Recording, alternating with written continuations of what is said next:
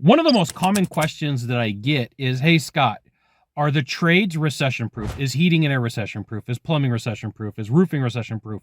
Are all the trades around a home recession proof? This is a super important question.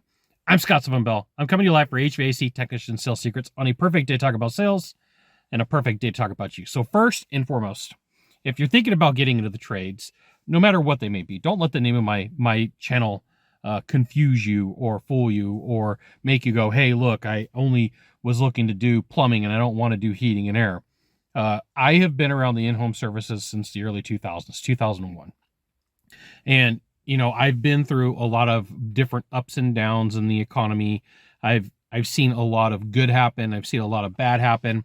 And I got to let you know that there are some caveats. So stick with this video. There are some caveats to make this work. So the trades are an amazing place for you to be, and I will give you some reasons, okay? So let's say the economy is up. People want to make their home more valuable. They want to replace their heating in there. They want to replace their windows. They want to replace their roof. They want to do cool things with plumbing and remodels, okay? If the economy is down, let's go down, right? If the economy is down, people want to repair what they have. So people don't want to be uncomfortable. It's hot outside. I need to get my air conditioner running.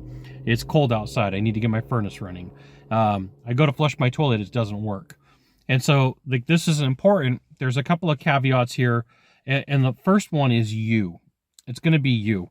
How you decide to work with your skills, your talents, your capabilities, your learning, and your own knowledge. Okay. And then that's going to turn into also your work ethic. How hard are you willing to work? So once you get that knowledge, what are you going to do with it? Are you actually going to put it to use? And then when you take a look at, you have the knowledge, you've got the skills, it comes down to your ethics. It comes down to the way that you treat people, the decisions that you make, right? I have this belief that you should do the right thing for people.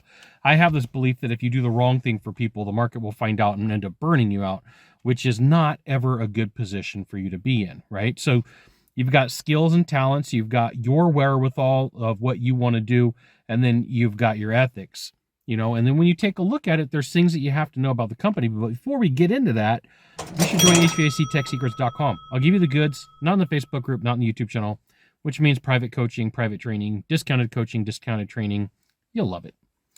So you've got all of the you examples, your skills, your talents, your beliefs, your work ethic, and your ethics and how you treat people. Next up is going to be the company that you choose to work for.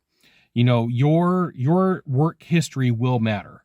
You work for a shady company for too long, people are like, well, you know, this guy, this girl, this dude, this chick, this bro, this babe really didn't eject out of the company and they were a shady company. Are they going to do the same thing, right? You always want to look for a good company to work for that does good work.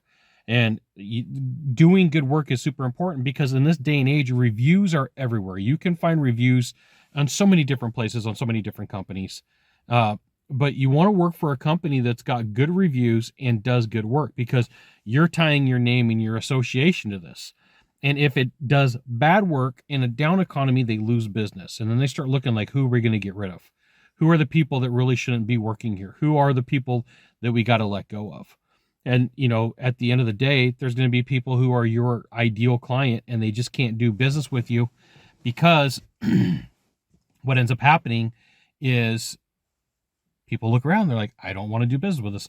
So you got to work with a good company that's got a good reputation, that's willing to work with you, that's willing to train you, and willing to do the right thing for the client. Like if you can satisfy like those seven things, the first 3 or 4 all about you, your work, your skills, your beliefs about how you should do what needs to be done, your ethics, and then the company's work, the company's skills, the company's belief around ethics.